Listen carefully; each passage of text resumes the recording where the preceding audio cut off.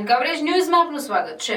ઊંઝા તાલુકાના દાસજ ગામની ચોકડી પાસે એક ગમખ્વાર અકસ્માત સર્જાયો હોવાની ઘટના સામે આવી છે, જ્યાં કાર ચાલકે ગાડી ગફલતભરી રીતે હંકારી ડિવાઈડર સાથે અથડાવતા ગાડી પલટી મારી હવામાં ઉછળી હતી અને નાળાની અંદર ખાબકી હતી। મહેસાણાના મગાપુર વિસ્તારમાં રહેતા ઠાકોર કિશનજી અને ઠાકોર બળવંતજી બંને બ્રેઝા ગાડીમાં સવાર થઈને વિદેશી દારૂની હેરાફેરી માટે નીકળ્યા, જે દરમિયાન ઊંઝાના દાસજ ગામે કાર ચાલક ઠાકોર કિશનજીએ સ્ટીયરિંગ પરથી કાબુ ગુમાવતા કાર ડિવાઈડર સાથે અથડાઈ હતી। અકસ્માત સર્જાતા કાર હવામાં ઉછળીને નાળામાં ખાબકી ઘટનામાં કારનો ભૂક્કો બોલી જતા કારમાં સવાર બંનેને ગંભીર ઈજા પહોંચી અને દારૂની હેરાફેરી માટે લઈ જવાતા દારૂનો પણ ઘટના સ્થળે જ નાશ થઈ ગયો।